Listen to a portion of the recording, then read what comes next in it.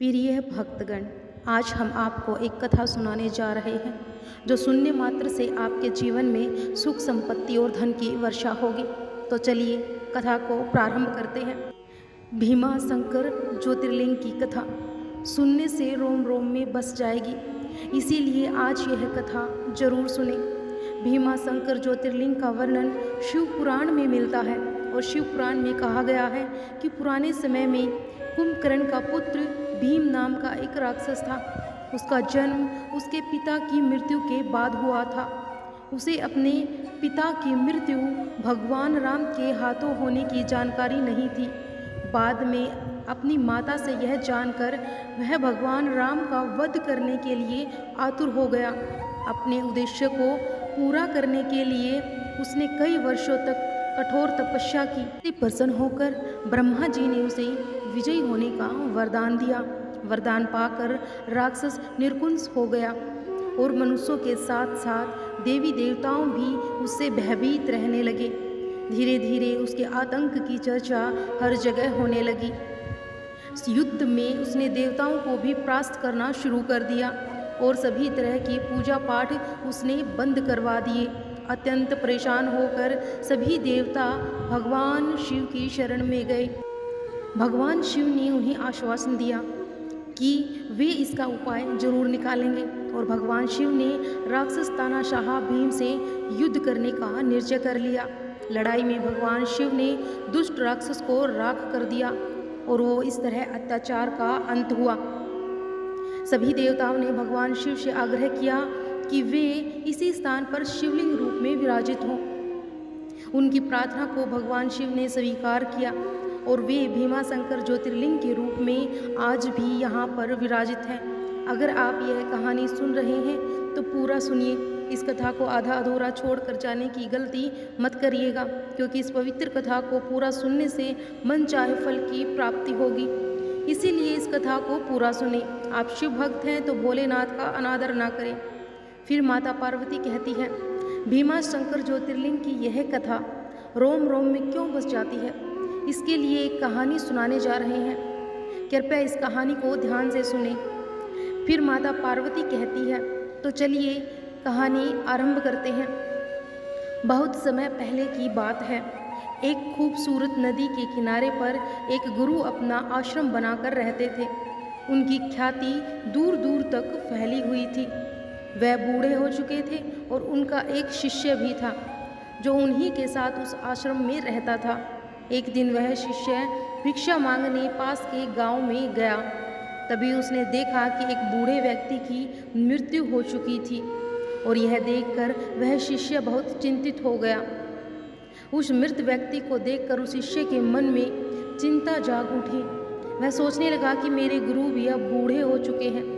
यदि वह मुझे छोड़कर चले जाएंगे तो मेरा मार्गदर्शन कौन करेगा, मुझे रास्ता कौन दिखाएगा, मैं किसके मार्गदर्शन से अपने आध्यात्मिक सफ़र को पूरा कर पाऊंगा।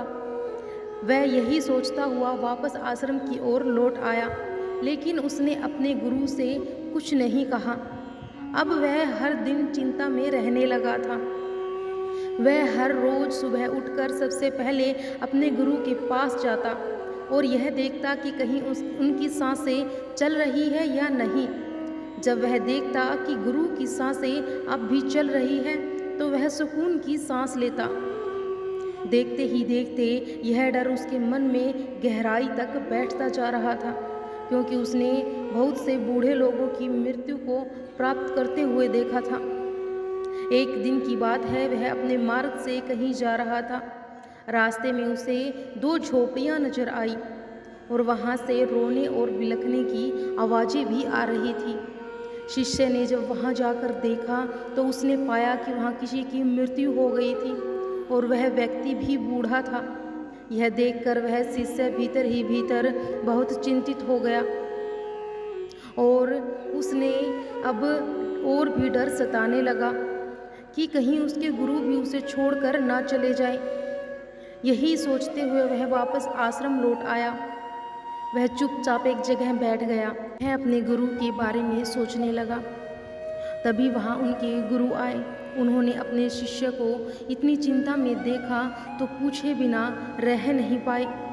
गुरु अपने शिष्य के पास बैठे और बोले, बंदे, क्या बात है? मैं तुम्हें कई दिनों से चिंता में देख रहा हूँ। क्या कोई विपदा आन पड़ी है? अपने गुरु के इस प्रश्न का जवाब देते हुए शिष्य ने कहा, हे गुरुवर, कहने में तो बहुत अजीब लग रहा है, लेकिन मैं जो भी कहना चाहता हूँ वह सत्य है और मैं इसे छुपा नहीं सकता। मैंने कई बूढ़े लोगों को मरते हुए देखा है और मेरे मन में यही डर है कि आप भी बूढ़े हो चुके हैं। इसीलिए मैं आपको खोना नहीं चाहता, क्योंकि यदि आप छोड़कर चले गए तो मुझे राह कौन दिखाएगा? आपके बिना मैं अपने सफ़र को किस प्रकार पूरा कर पाऊँगा? गुरु ने अपने शिष्य की इस बात को ध्यानपूर्वक सुना और फिर ज़ोर ज़ोर से हंसने लगे। यह देखकर शिष्य बड़ा आश्चर्यचकित हुआ और उसने अपने गुरु से पूछा कि हे गुरुवर, आप हंस क्यों रहे हैं? क्या मैंने कुछ गलत कह दिया? क्या बूढ़े लोग मृत्यु को प्राप्त नहीं होते हैं? गुरुवर ने उत्तर दिया, बंदे, इस दुनिया में मृत्यु का बुढ़ापे या जवानी से कोई भी संबंध नहीं है। तुझे चिंता है कि मैं मर जाऊंगा तो तुझे मार्गदर्शन कौन देगा? लेकिन तुमने एक पल के लिए सोचा कि मुझसे पहले तुम्हारी मृत्यु हो गई तो तुम क्या करोगे? ऐसी स्थिति में तुम मुझसे मार्गदर्शन कैसे ले पाओगे? गुरु की यह बात सुनकर शिष्य आश्चर्यचकित रह गया। वह पूरी तरह से स्तब्ध हो गया और मन ही मन सोचने लगा कि यह बात तो मैंने सोची ही नहीं। गुरु जी तो सत्य ही कह रहे हैं। मैंने तो यह सोचा ही नहीं कि केवल बूढ़े लोग ही मरते हैं, लेकिन सच्चाई तो यही है कि बच्चे और जवान भी मरते हैं। ऐसे में अगर मेरी मृत्यु मेरे गुरु से पहले हो गई तो मैं मार्गदर्शन कैसे ले पाऊंगा? अपनी मंजिल तक कैसे पहुंच पाऊंगा? वो अब उस शिष्य के मन में सिर्फ एक ही बात चल रही थी कि अगर वह गुरु से पहले मर गया तो वह क्या जानकर मरेगा? आखिर वह क्या हासिल करके मरेगा? वह सोच रहा था कि जीवन तो अनिश्चित है, आज है, लेकिन अगले पल कौन जानता है कि यह जीवन हो या ना हो? कुछ भी नहीं कहा जा सकता है, जीवन तो अनिश्चित है। वशिष्ठ यह सब सोच ही रहा था कि देखते ही देखते रात का वक्त हो चुका था और गुरु अपने कक्ष में सोने के लिए चले गए थे। शिष्य भी सोने की कोशिश कर रहा था, लेकिन इस विचार ने उसके मन में इतनी हलचल मचा दी थी कि वह सो ही नहीं पा रहा था। वह बेचैन था। आधी रात को शिष्य अपने बिस्तर से उठा और गुरु के पास पहुंचा। उन्होंने जगा कर बोला, हे गुरुवर, यह जीवन अनिश्चित है, पता नहीं मैं कल का सूरज देख पाऊंगा या नहीं, इसीलिए मुझे आखिरी सत्य बता दीजिए जो ज्ञानी लोग अंत में जानते हैं। गुरु ने कहा, बंदे, इतनी जल्दी क्या है? तो जैसे सब लोग सत्य को प्राप्त करते हैं तुम भी कर लोगे। शिष्य ने उत्तर दिया, आप ही ने कहा है कि जीवन अनिश्चित है। मुझे नहीं पता कि मैं सुबह तक जीऊँगा या नहीं, इसीलिए मैं इंतज़ार नहीं कर सकता। मुझे अभी और इसी समय यह बात बता दीजिए। गुरुवर ने कहा, ठीक है, यदि तुम यही जानना चाहते हो तो मैं तुम्हें यह बात बताता हूँ, लेकिन आज नहीं, 3 दिन बाद। शिष्य ने कहा, हे गुरुवर, मुझे नहीं पता कि मैं सुबह का सूरज देख पाऊँगा या नहीं, और आप मुझे 3 दिन का इंतज़ार करने के लिए कह रहे हैं। गुरुवर ने उत्तर दिया, बंदे, यदि तुम वह बात जानना चाहते हो तो तुम्हें 3 दिन इंतज़ार करना होगा।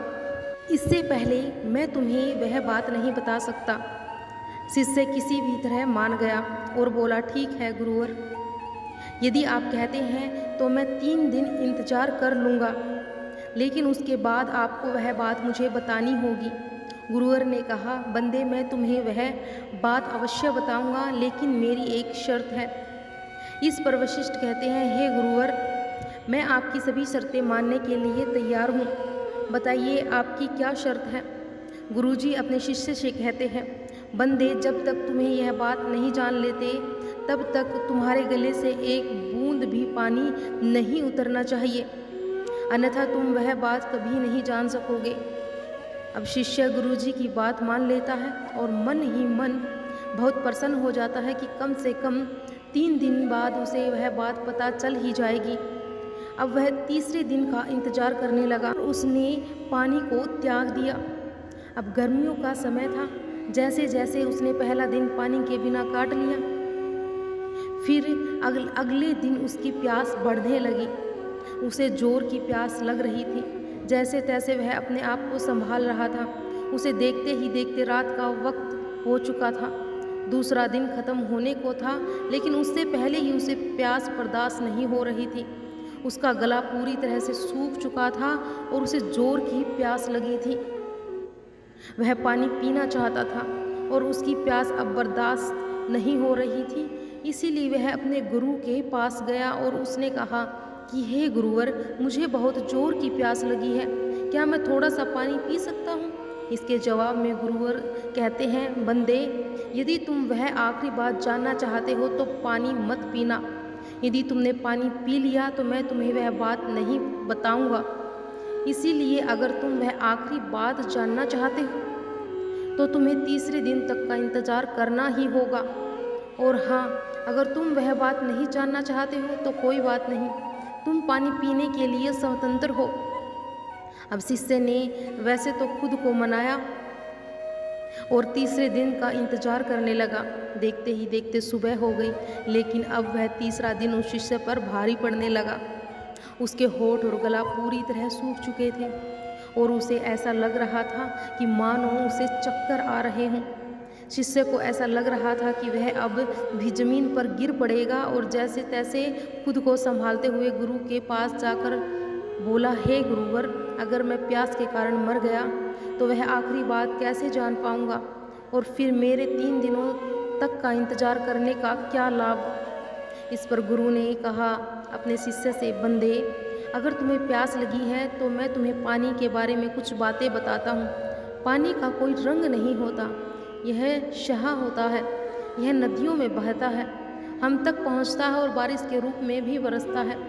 पानी से हमारी प्यास बुझ जाती है। पानी हमारे शरीर के लिए बहुत ही आवश्यक है। पानी अमृत है। इस पर वह शिष्य क्रोधित होते हुए अपने गुरु से कहता है कि हे गुरुवर, पानी की बातें सुनकर मेरी प्यास थोड़ी न बुझने वाली है। इस पर गुरुवर अपने शिष्य से कहते हैं, तो बंदे, तुम्हारी प्यास कैसे बुझेगी? इस पर शिष्य ने जवाब देते हुए अपने गुरु से कहा कि हे गुरुवर, जब तक मैं पानी नहीं पी लेता मेरी प्यास कैसे बुझेगी? तभी गुरु उस शिष्य से कहते हैं, ठीक है, किंतु ऐसी ही ज्ञान की बातें सुन लेने से सत्य प्राप्त नहीं होता है। ज्ञान तुम्हारे भीतर भी तो होना चाहिए। जो आखिरी बात तुम मुझसे पूछ रहे थे, यदि वह आखिरी बात मैं तुम्हें बता दूं तो उससे क्या होगा? यह ऐसे ही होगा जैसे मैंने तुम्हें पानी के विषय में बताया है। पर क्या इससे तुम्हारी प्यास बुझ गई है? नहीं बुझी है। तभी शिष्य गुरु की बात काटते हुए कहता है, हे गुरुवर, मैं आपकी बात समझ गया। वह आखिरी बात मुझे खुद ही अनुभव करनी होगी। तभी गुरु ने शिष्य को पानी पिलाया। अचानक गुरु शिष्य के चरणों में गिर गया और कहने लगा, बंदे, अब मैं बहुत बूढ़ा हो चुका हूँ। मेरे पास अब ज़्यादा जीवन भी नहीं बचा है। मेरे शरीर में अब वह जान भी नहीं रही है और यह सब मैंने केवल इसीलिए किया कि वह आखिरी बात बता देने के बाद तुम यह ना मान कर बैठ जाओ कि तुम्हें सब कुछ पता है। अब सुनो, मैं तुम्हें वह आखिरी बात बताने जा रहा हूँ। इसे ध्यानपूर्वक सुनना, लेकिन मेरी एक बात हमेशा याद रखना, जब तक तुम इस चीज़ का खुद अनुभव नहीं करोगे, यह बात केवल तुम्हारे लिए एक बात ही रह जाएगी। इसका तुम्हें कोई लाभ नहीं मिलेगा। परंतु उससे पहले यह जान लो, इस दुनिया में जितनी भी बातें कही गई हैं वे सब केवल बात बढ़ाने की बातें हैं। कोई भी बात जब कोई कहता है तो उससे कई सारी बातें निकलती हैं। हर व्यक्ति अपने हिसाब से उस बात को समझता है और कहता है। इस तरह से एक से अनेक बातें निकलती हैं। इसलिए इस दुनिया में सत्य कहने की कोई भाषा नहीं है, कोई बात नहीं है। सत्य ही वह आखिरी बात है जिसे कहा नहीं जा सकता, क्योंकि सत्य एक ही होता है और वह हर स्थिति या परिस्थिति में एक जैसा होता है। जैसे कि जब तुम्हें प्यास लगी थी तो वह प्यास केवल पानी पीने से ही मिट सकती है, ना कि उसकी बातें सुनकर। जब तुम्हें प्यास लगी थी तो उसका अनुभव तुम ही जान सकते हो, परंतु पानी के बारे में बातें तो बहुत हो सकती है। इसीलिए मैं तुम्हें आखिरी बात बताने जा रहा हूँ। इसे ध्यानपूर्वक सुनना और इसका अनुभव करने का प्रयास करना।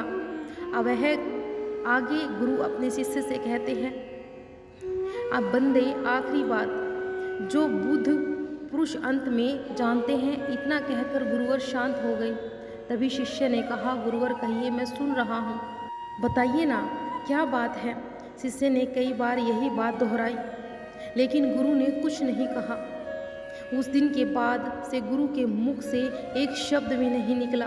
कई दिन बीत गए, लेकिन शिष्य को समझ ही नहीं आ रहा था कि गुरु को क्या हो गया है, वह क्यों नहीं बोल रहे हैं। ऐसा क्या हो गया है। जब से उन्होंने कहा था कि वे आखिरी बात बताने जा रहे हैं, तब से उन्होंने एक शब्द भी नहीं कहा है। आखिरी बात जो बुद्ध पुरुष जानते हैं, अंत में कहने वाले थे, लेकिन उसके बाद गुरु ने एक शब्द भी नहीं कहा है। गुरु ने तब से कुछ भी नहीं कहा और अब तो पूरे 1 महीना बीत चुका है। शिष्य वशिष्ठ इसी चिंता में लगा हुआ था कि अगले दिन सुबह गुरु हमेशा के लिए चुप हो गए। देह त्यागने से पहले गुरु ने अपने शिष्य को थैली की ओर इशारा करते हुए कहा, कुछ कहने की कोशिश की और फिर उन्होंने देह त्याग दी। शिष्य ने गुरु का अंतिम संस्कार किया और थैली में जाकर देखा तो उसमें एक छोटी सी चिट्ठी थी और चिट्ठी में लिखा हुआ था, बंदे जो आखिरी बात मैं तुम्हें बताना चाहता हूँ वह आखिरी बात कभी हो ही नहीं सकती। शिष्य को अब कुछ समझ नहीं आ रहा था कि आखिरी इसका मतलब क्या है। उसके गुरु ने ऐसा क्यों कहा, ऐसा क्यों लिखा। वह कई दिनों तक इसी बारे में सोचता रहा, लेकिन उसे कोई जवाब नहीं मिला। अंत में उसने तय किया कि जैसा भी उसके गुरु ने मार्ग दिखाया था, वह उसी मार्ग पर आगे बढ़ेगा और सत्य की प्राप्ति करेगा।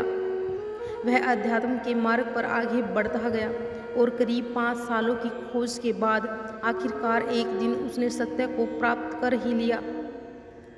तब जाकर उसे अपने गुरु की बात समझ में आई और अब वह मौन हो चुका था।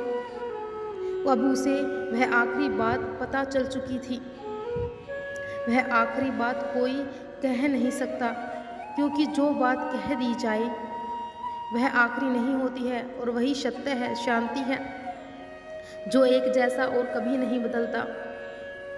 फिर भी अगर मैं आपसे उस आखिरी बात के बारे में कुछ कहूँ तो मेरे कहते ही जितने लोग भी यह वीडियो देख रहे हैं वे उतनी ही तरह तरह की बातें निकालेंगे। वह सत्य नहीं होगा, उसमें कहीं भी आपको सत्य नज़र नहीं आएगा और ऐसे में वह आखिरी बात भी नहीं रह जाएगी।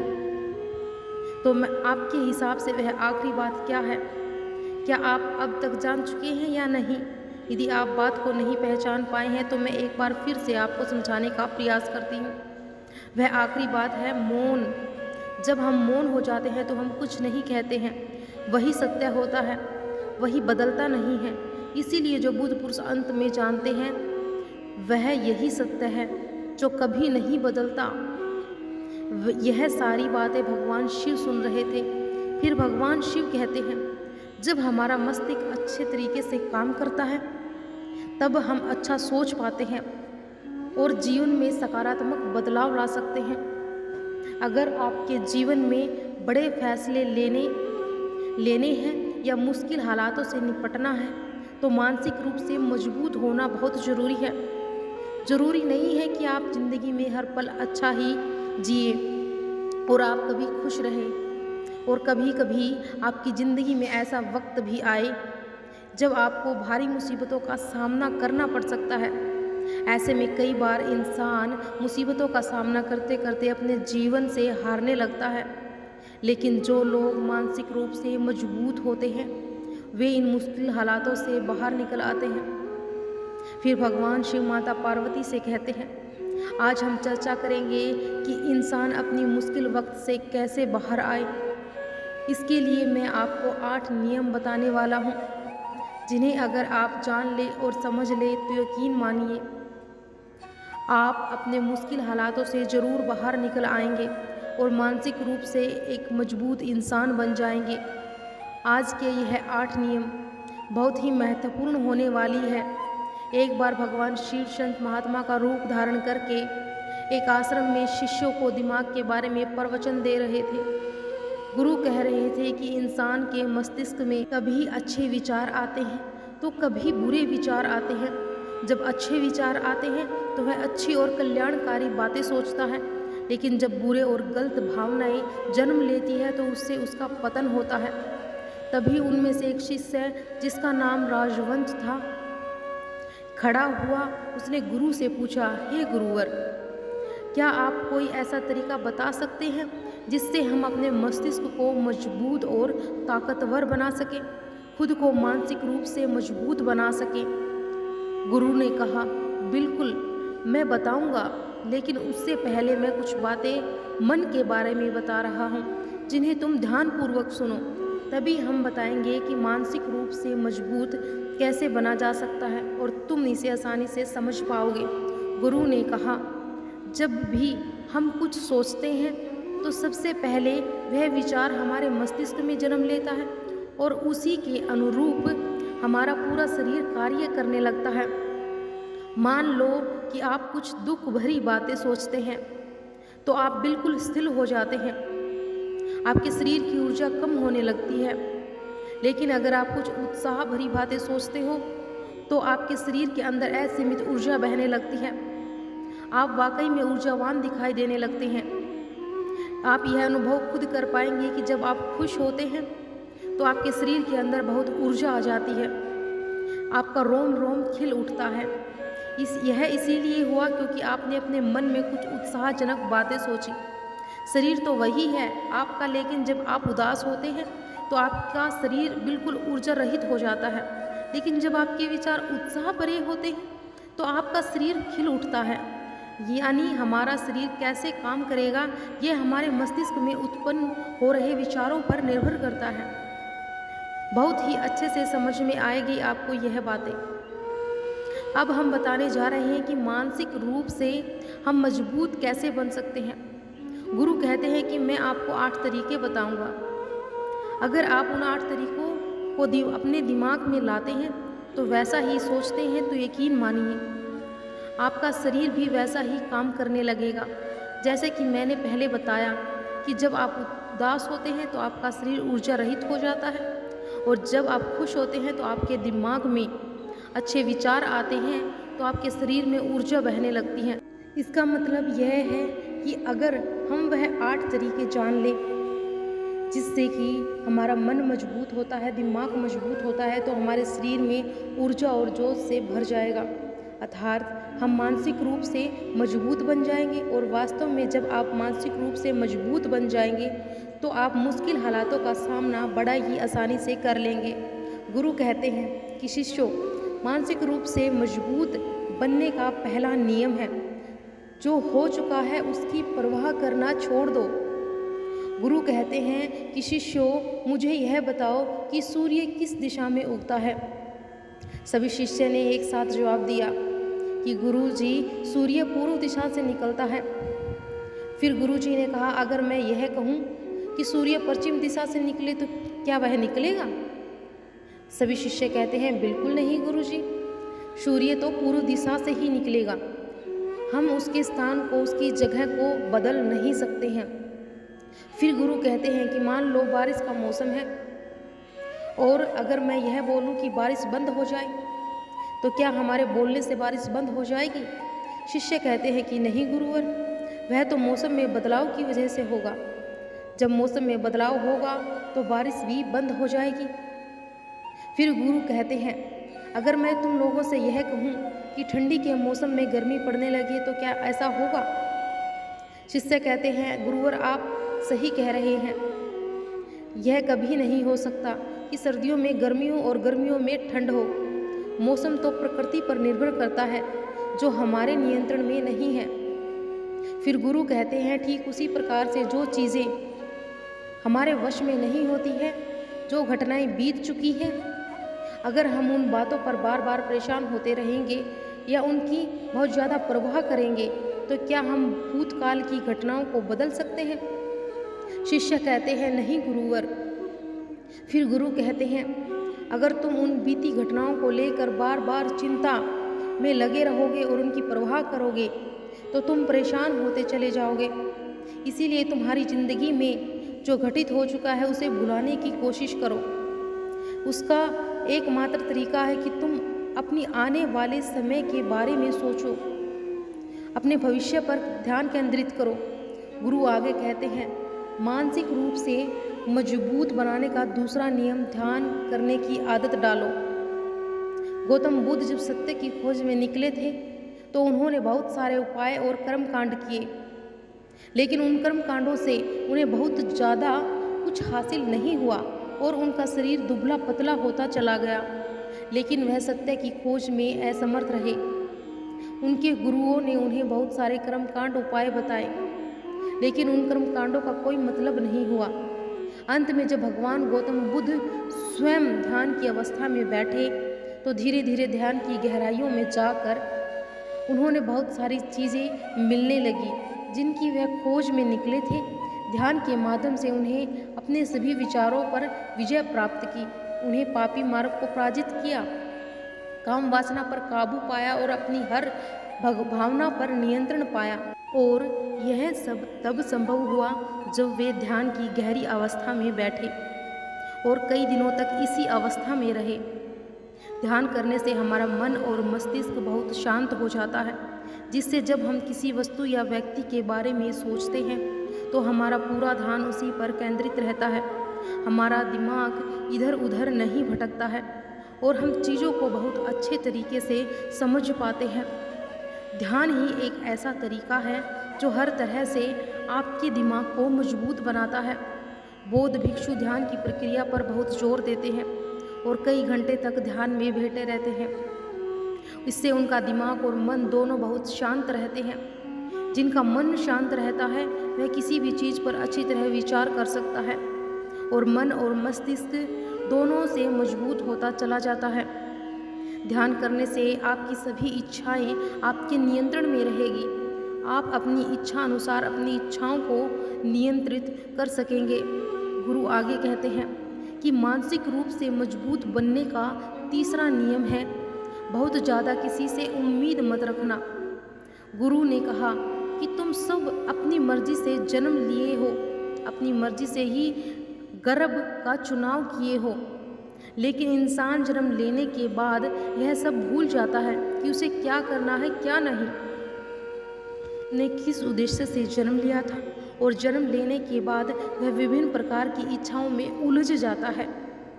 इस संसार की मोह माया में वह बहुत परेशान हो जाता है। वह खुद को जान ही नहीं पाता, वह खुद को भूल जाता है और यही वजह है कि वह विभिन्न लोगों से बहुत ज़्यादा उम्मीदें लगा बैठता है। उम्मीदें दुख का कारण बनती हैं। जिस भी व्यक्ति या वस्तु से आपकी उम्मीदें ज़्यादा होती हैं या बढ़ती चली जाती हैं तो समय में सबसे ज़्यादा दुख आपको उसी से मिलने वाला है, क्योंकि उम्मीद पर ही दुख भी निर्भर होता है। जब आप किसी से बहुत ज़्यादा उम्मीद लगा लेते हैं तो वह व्यक्ति आपकी उम्मीदों पर खरा नहीं उतरता तो सबसे ज़्यादा दुख आपको उसी से होता है। लेकिन जब उम्मीदें टूटती हैं तो दुख बहुत ज़्यादा होते हैं। इसीलिए सांसारिक और भौतिक जीवन में किसी भी व्यक्ति से बहुत ज़्यादा उम्मीद और मोह मत करना। तभी एक शिष्य उठकर खड़ा होता है और कहता है, गुरुवर, हम बिना उम्मीद और आशा के कैसे जी सकते हैं। हम सबके मन में रहता है कि मुझे यह काम करना है, मुझे वह काम करना है, मुझे जीवन में ऊंचाइयों को हासिल करना है। बिना उम्मीद के तो हम जीवन में आगे बढ़ ही नहीं सकते हैं। गुरु ने कहा, कुछ पाने की लालसा, कुछ बड़ा करने की लालसा जीवन में ज़रूर आपको ऊंचाइयों तक ले जाएगी। कुछ बड़ा बनने की लालसा खुद से होती है, ना कि किसी व्यक्ति या वस्तु विशेष से। मैं यहाँ पर लोगों के बारे में बता रहा हूँ कि अगर तुम सोचो कि मेरा दोस्त मेरे साथ ही खड़ा रहे या मेरे लिए वही करे जो मैं सोचता हूँ, तो यह सब चीज़ें बहुत ज़्यादा उम्मीद और मोह को बढ़ावा देती है। बहुत ज़्यादा उम्मीदें किसी से मत रखना, खुद से उम्मीद रखो, जो दुख बहुत ज़्यादा नहीं होगा। लेकिन अगर दूसरों से उम्मीद रखोगे तो पूरी नहीं होगी तो तुम्हें बहुत दुख होगा। कई बार माता पिता जो अपने जीवन में हासिल नहीं कर पाए, वह चाहते हैं कि वह चीज़ उनके बच्चे हासिल करें। वह सारा भार अपने बच्चों पर डाल देते हैं कि बच्चे उनके हिसाब से चलें और उनकी उम्मीदों को पूरा करें।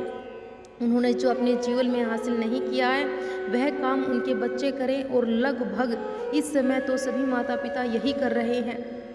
बहुत कम लोग होते हैं जो अपने बच्चों को आज़ाद रखते हैं। मेरी सभी से गुजारिश है कि अपनी उम्मीदों का पहाड़ अपने बच्चों पर ना थोपें। गुरु कहते हैं कि मानसिक रूप से मजबूत होने का चौथा नियम है, पहली बार में ही किसी काम में फेल होने से मत डरो। गुरु आगे कहते हैं कि शिष्यों, अगर डर तुम पर हावी हो जाएगा तो तुम अवश्य असफल हो जाओगे। अपनी ज़िंदगी में वह इंसान सबसे ज़्यादा असफल होता है जिसने अपने लक्ष्य को पाने का डर रहता है। अगर डर तुम्हारी ज़िंदगी में बढ़ गया है तो यह तुम्हें असफलता की ओर ज़रूर ले जाएगा, क्योंकि डर तुम्हारे आत्मबल और आत्मविश्वास को कमज़ोर कर देगा। जब तुम्हारा आत्मबल और आत्मविश्वास कमज़ोर हो जाएगा तो तुम निश्चिंत ही अपने लक्ष्य को पाने में असमर्थ महसूस करोगे, और यही असमर्थ तुम्हें असफलता की ओर ले जाएगा। इसीलिए जीवन में तुम अपने लक्ष्य की प्राप्ति के लिए आगे बढ़ो तो मन में किसी भी चीज़ की शंका मत रखो कि मैं फेल हो जाऊंगा। अगर यह नहीं हुआ तो वह हो जाएगा। यह सब बातें अपने दिमाग से निकाल दो, क्योंकि यह सभी बातें तुम्हें डर की ओर ले जाएगी। जब डर बढ़ेगा तो तमाम शंकाएं तुम्हारे दिमाग में पैदा होंगी, घबराहट हो सकती है, तुम्हें बेचैनी हो सकती है, तुम्हें रात को नींद नहीं आएगी, क्योंकि तुम्हारा डर तुम्हें असफलता की ओर ले जा रहा है। जब असफलता का विचार तुम्हारे दिमाग में आएगा तो तुम और ज़्यादा डरने लगोगे। इसीलिए जीवन में जब तुम लक्ष्य की प्राप्ति के लिए आगे बढ़ो तो मन में कोई शंका मत रखो, सिर्फ और सिर्फ अपने काम पर ध्यान दो। जब तुम काम पर ध्यान दोगे तो तुम्हें कभी भी डर नहीं लगेगा, क्योंकि तुम अपने लक्ष्य की प्राप्ति के लिए काम कर रहे हो, उसके लिए जुट गए हो, तो तुम्हारा डर हमेशा के लिए ख़त्म हो जाएगा। और जब डर ख़त्म हो जाएगा तो तुम ज़रूर सफल हो जाओगे। गुरु आगे कहते हैं कि पांचवा नियम, मानसिक रूप से मजबूत बनना, वह यह है कि ज़िंदगी में कभी भी खुद को कोसो नहीं। गुरु कहते हैं कि जो इंसान जितना ज़्यादा संघर्ष करता है वह उतना ही मजबूत बनता चला जाता है। जितना ज़्यादा तुम मजबूत बनोगे उतना ही ज़्यादा तुम काबिल होते चले जाओगे। इसीलिए अगर तुम किसी भी चीज़ में असफल हो जाते हो या कोई चीज़ तुम्हारी इच्छा के अनुसार नहीं होती है तो तुम्हें ने कुछ ऐसा किया जो नहीं करना चाहिए था। तो इन सब बातों को लेकर अगर तुम पछताते हो, खुद को कोसते हो, तो यह तुम्हें मानसिक रूप से कमज़ोर बना देगा, क्योंकि खुद को कोसना बहुत खतरनाक होता है और यह आपके दिमाग की क्षमता को कम कर देगा, आपके सोचने समझने की शक्ति को घटा देगा, आपके अंदर आत्मबल और आत्मविश्वास को कम कर देगा। इसीलिए जीवन में कभी भी किसी भी कार्य के लिए खुद को कोसना नहीं चाहिए, क्योंकि अगर वह कार्य तुमने नहीं किया जो तुम सोच रहे हो, वो ज़िंदगी में नहीं कर पाई, तो इसका मतलब बस यही है, यही नहीं कि तुम असफल हो गए हो। अगर मैं कहूँ कि यह सामने वाला आम का पेड़ है और इस पर सबसे पहले कौन सा जानवर चढ़ेगा, तो हाथी, बंदर, गिलहरी या शेर, तो सभी शिष्यों ने कहा कि हे गुरुवर, इस पर तो गिलहरी और बंदर सबसे पहले चढ़ जाएंगे। तभी गुरु कहते हैं, अगर यह हाथी सोचे कि मैं इस पेड़ पर नहीं चढ़ पाया और खुद को कोसने लगे तो क्या यह सही है? शिष्य ने कहा, हे गुरुवर, यह तो गलत बात है, क्योंकि हाथी तो कभी भी पेड़ पर चढ़ ही नहीं सकता। हाथी तो पेड़ पर चढ़ने के लिए बना ही नहीं है। गुरु कहते हैं, ठीक इसी प्रकार हर व्यक्ति के काम करने की कला और दिमाग का अलग अलग महत्व होता है। कोई किसी कार्य में माहिर होता है तो कोई किसी कार्य में। बस हमें इसी को समझने की ज़रूरत होती है। ज़रूरी नहीं है कि दुनिया के लोग जैसा कर रहे हैं तुम भी वैसा ही करोगे। तुम अपनी प्रतिभा के हिसाब से कार्य करो। अगर तुम अपनी प्रतिभा के अनुसार काम करोगे तो तुम उसमें ज़रूर सफल होगे। गुरु आगे कहते हैं कि मानसिक रूप से मजबूत बनने का छठा नियम है, अपनी ऊर्जा को व्यर्थ में बर्बाद मत करो। गुरु कहते हैं कि तुम सबके अंदर अब भी बहुत ऊर्जा है। कभी भी अपनी ऊर्जा को गलत कार्यों में या गलत लोगों पर बर्बाद मत करना, क्योंकि अगर तुम अपनी ऊर्जा को बर्बाद करोगे तो वह तुम्हें बर्बादी की तरफ ले जाएगी। इसीलिए अपनी ऊर्जा को अपने लक्ष्य में लगाओ, क्योंकि अभी तुम सबके पास बहुत ज़्यादा ऊर्जा है। अगर तुम सब पूरी ऊर्जा के साथ अपने लक्ष्य पर जुट जाओगे तो तुम जरूर सफल हो जाओगे। लेकिन अगर तुम ऊर्जा को गलत जगह पर लगा रहे हो तो तुम्हारी ऊर्जा बिखरने लगेगी, और जब ऊर्जा बिखरने लगेगी तो तुम कभी भी अपने लक्ष्य को प्राप्त नहीं कर पाओगे। गुरु आगे कहते हैं, मानसिक रूप से मजबूत बनने का 7वां नियम है, सुनो सबकी लेकिन करो मन की। गुरु कहते हैं किसी सो पहले ध्यान से यह पता करो कि तुम्हारे अंदर कितनी क्षमता है। अगर तुम्हें अपनी क्षमता के बारे में पता है तो उसी के अनुसार कार्य करो। चाहे लाख लोग कहें कि तुम यह काम नहीं कर सकते हो और उस काम को नहीं कर सकते हो, फिर भी उस पर भरोसा मत करना और उनके हिसाब से मत चलना, क्योंकि शरीर तुम्हारा अपना है। तुम्हें खुद के बारे में सबसे ज़्यादा तुम ही जान सकते हो, कोई दूसरा नहीं। तुम्हारे बारे में तुमसे ज़्यादा नहीं जान सकता। तुम्हें अपनी क्षमता के बारे में पता होगा कि तुम किसी भी कार्य को कैसे कर सकते हो। कोई किसी कार्य को बहुत जल्दी कर सकता है तो कोई किसी कार्य को थोड़ा समय लेकर कर सकता है। ये सारी बातें तुम्हें खुद के बारे में सबसे ज़्यादा पता होगी। इसीलिए अपनी क्षमता के अनुसार ही अपनी कार्य का चुनाव करो, और जब तुम अपनी क्षमता के अनुसार कार्य करोगे और अपने अंदर की आवाज़ को सुनोगे तो तुम जीवन में ज़रूर आगे बढ़ोगे। कई बार लोग अपनी क्षमता को पहचानते ही नहीं हैं। वे जैसा दूसरे लोग कह रहे हैं वैसा ही करने लगते हैं और अपनी पूरी ज़िंदगी का ढेर सारा समय यूं ही बर्बाद कर देते हैं। ही जैसा काम करने को कहा गया था वे वैसा ही करने में जुट जाते हैं, बिना सोचे समझे कि उनकी क्षमता कितनी है या उनकी प्रतिभा उस कार्य में है या नहीं है। ऐसे लोग कभी भी अपने लक्ष्य को प्राप्त नहीं कर सकते हैं, क्योंकि जो इंसान अपनी खुद की क्षमता को नहीं पहचान पाएगा जीवन में कभी भी सफलता अर्जित नहीं कर पाएगा। यह शरीर तुम्हारा है, यह दिमाग तुम्हारा है, सोचने और समझने की शक्ति भी तुम्हारी ही होनी चाहिए। तुम्हें ही तय करना है, तुम्हें ही पता होना चाहिए कि तुम्हारा शरीर कितना मजबूत है, कितना ताकतवर है और इसमें कितनी क्षमता है। और अगर क्षमता नहीं है तो अपने शरीर की क्षमता को बढ़ाने की कोशिश करो। अपने अंदर की भावनाओं को सुनने का प्रयास तुम करो, अपनी क्षमता के अनुसार आगे बढ़ो। फिर गुरु आगे कहते हैं कि मानसिक रूप से मजबूत बनने का 8वां नियम है, बोलना कम करो और अपने कार्य पर ध्यान दो। गुरु आगे कहते हैं कि जो इंसान बहुत ज़्यादा बोलता है वह अपनी ऊर्जा को यूं ही नष्ट करता रहता है, क्योंकि जो ज़्यादा बोलता है वह कम सोचता है, क्योंकि उसने अपनी सारी ऊर्जा बोलने में खपत कर दी है। वह सोचेगा क्या, उसने सोचने का समय ही नहीं मिल पाता है। लेकिन जो इंसान कम बोलता है वह सोचने का समय ज़्यादा लेता है, और जब तुम किसी बात या तत्व पर गहराई से विचार करोगे तो स्वाभाविक है कि तुम्हारे मन में कई विचार आएंगे और यही विचार तुम्हें सफलता की ओर ले जाएंगे। गुरु कहते हैं कि शिष्यों, जब मैं तुमसे कुछ सवाल पूछता हूँ तो तुम पहले सोचते हो, तुरंत जवाब नहीं देते। लेकिन अगर कोई यहाँ बैठा है और अपने साथी या दूसरे गुरु भाइयों से बात कर रहा है तो वह हमारी बात पर ध्यान नहीं दे पाएगा, और जब हम प्रश्न पूछेंगे तो वह गलत जवाब देगा, क्योंकि वह अपनी ऊर्जा व्यर्थ कर रहा था। हाँ, वह हमारी बात पर ध्यान नहीं दे रहा था। लेकिन जो शिष्य शांत है, हमारी बात को ध्यान से सुन रहा है, सोच रहा था, वह समझकर सही उत्तर देगा।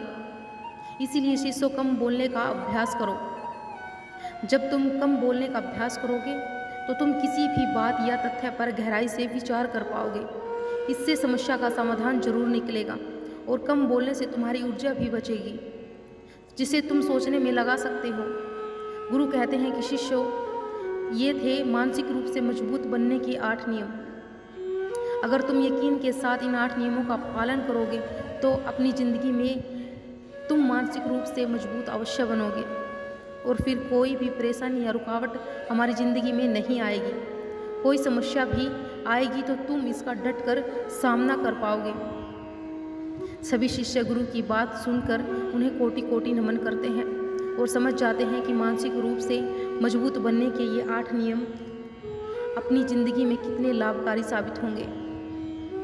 वे सभी गुरुओं को प्रणाम करते हैं और उस दिन की शिक्षा पूरी हो जाती है। सभी लोग अपने अपने आश्रम में लौट जाते हैं। भगवान शिव भी काशीपुरी में लौट जाते हैं, जो भीमा शंकर महादेव का काशीपुरा में भगवान शिव का एक प्रसिद्ध मंदिर और तीर्थ स्थल है।